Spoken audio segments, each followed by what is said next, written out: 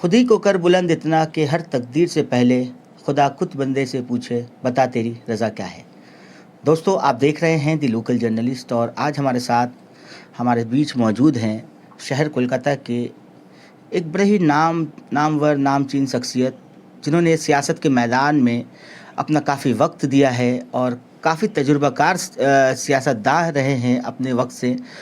और आज उन्हें जो है भारतीय जनता दल पार्टी के विंग्स एक तरीके से कह दें कि राष्ट्रीय पसमानदा मुस्लिम संघ के जानिब से जो है वाइस प्रेसिडेंट बनाया गया है, स्टेट वाइस प्रेसिडेंट बनाया गया है। हमारे साथ मौजूद है खालिक साहब, आइए उनसे बातें करते हैं। खालिक साहब, खैर मकदम है आपका। बहुत बहुत शुक्रिया।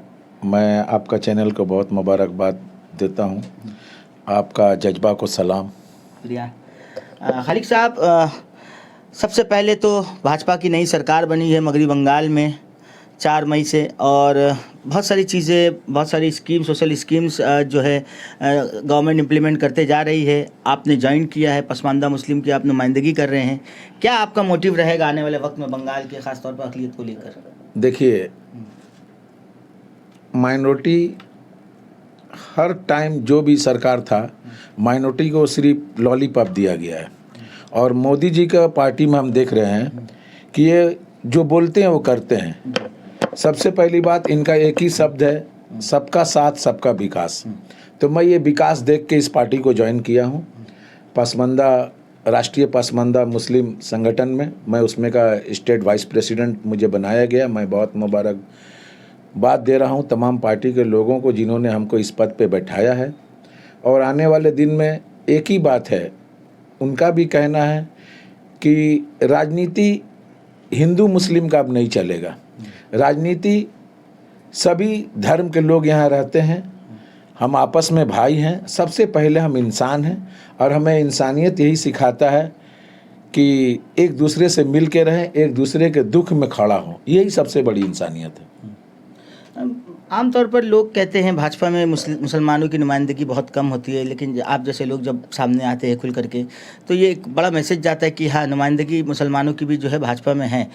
कामकाज को लेकर जो है मुसलमानों के लिए सोशल स्कीम्स और उनके प्रोटेक्शंस को लेकर के, इस पर आप लोगों का क्या चर्चा है और क्या कहना? नहीं, देखिए, सबसे पहले बात तो सबसे डराया जाता था कि भाजपा में आइएगा तो ये प्रॉब्लम होगा, वो प्रॉब्लम होगा। ऐसा कुछ नहीं है।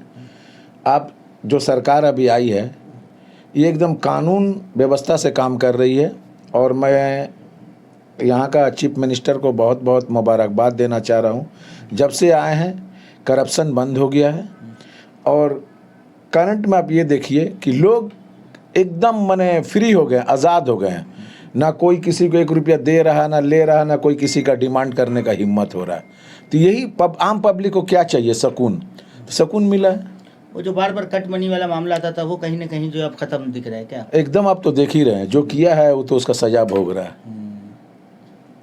खूब देखा जा रहा है कि जा रहे हैं तो लोग अंडे फेंक रहे हैं और तरह तरह से जो है नहीं, ये तो सभी सरकार के गवर्नमेंट बोल रहे हैं और हमारे यहाँ का जो प्रेसिडेंट है वो भी बोल रहे हैं कि ये इस तरह का काम अच्छा नहीं है।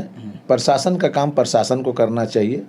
ये जो भी लोग कर रहे हैं वो गलत काम है, ये नहीं होना चाहिए। खालिक साहब, अभी देखा गया कि बहुत सारे सोशल स्कीम्स गवर्नमेंट की तरफ से लागू किए जा रहे हैं। ख़ासतौर पर अन्नपूर्णा भंडार हुआ और युवाओं के लिए भी जो है भाता दिया जा रहा है। इन सब चीज़ों को लेकर के आप लोगों का कैसा काम है? बहुत सारे मुसलमान आज भी जो है अप्लाई नहीं कर रहे घबराहट से कि शायद उनके साथ कुछ गलत हो जाए। नहीं, ऐसा कुछ नहीं है, ऐसा कुछ नहीं है।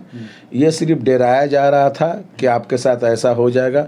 आज हम जहाँ रहते हैं कमरेटी में और जगह से लोग हमें फ़ोन करके बोलते हैं अभी सबको ऑनलाइन जो पैसा ट्रांसफ़र हुआ है अन्नपूर्णा भंडार सभी को मिला है।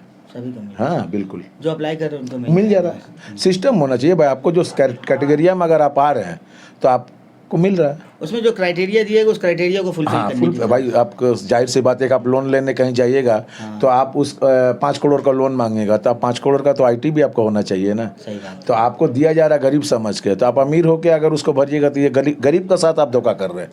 सही बात है। जो ज़रूरतमंद उनको मिलना चाहिए। उनको मिलना चाहिए।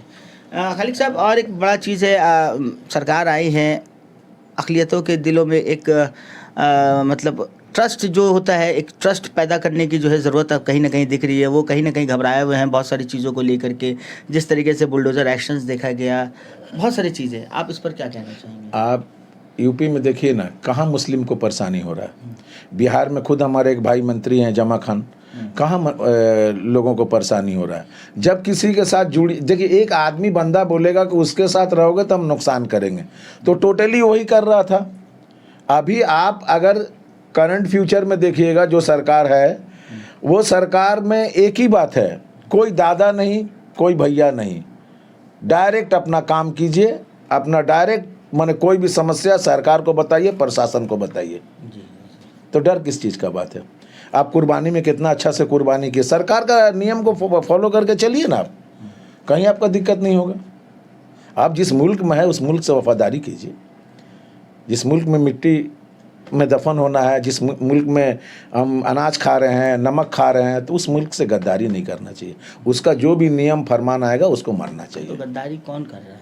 गद्दार सब तो ही, ज़्यादातर सब तो 99.9 100% ही कह दिए कि लोग ईमानदारी हैं। गद्दार कौन है? नहीं, ये बात नहीं है। हमारा कहना यही है कि बहुत सारे लोग इंडिया पाकिस्तान करते हैं, ये करते हैं, वो सब नहीं करना चाहिए। हमारा कहना है कि जिस मुल्क में रहिए उस मुल्क का वफादार बनिए। अच्छा, हाँ।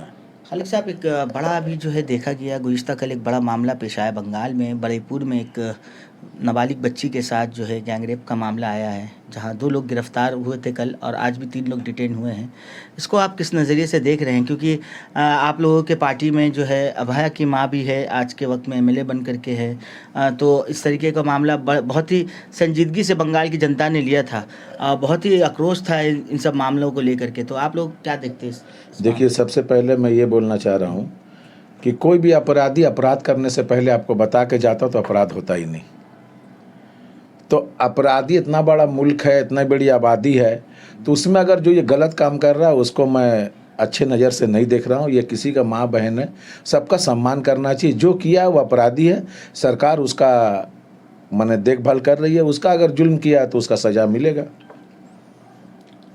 और तमाम मुसलमानों से और युवाओं से क्या पैगाम देना चाहेंगे आखिर में, क्योंकि वक्त काफ़ी कम है आपके पास भी? बस यही एक ही पैगाम देंगे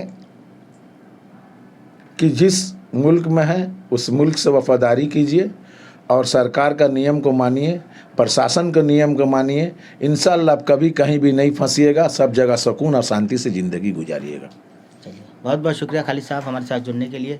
तो दोस्तों, हमारे साथ जुड़ गए थे खालिक साहब, जिन्होंने अपनी बातों को हमारे चैनल के माध्यम से रखा और हमारे बहुत सारे सवालों का जवाब भी दिया। और भी ऐसे ही न्यूज़ के लिए बने रहे, देखते रहें द लोकल जर्नलिस्ट। बहुत बहुत शुक्रिया, थैंक यू।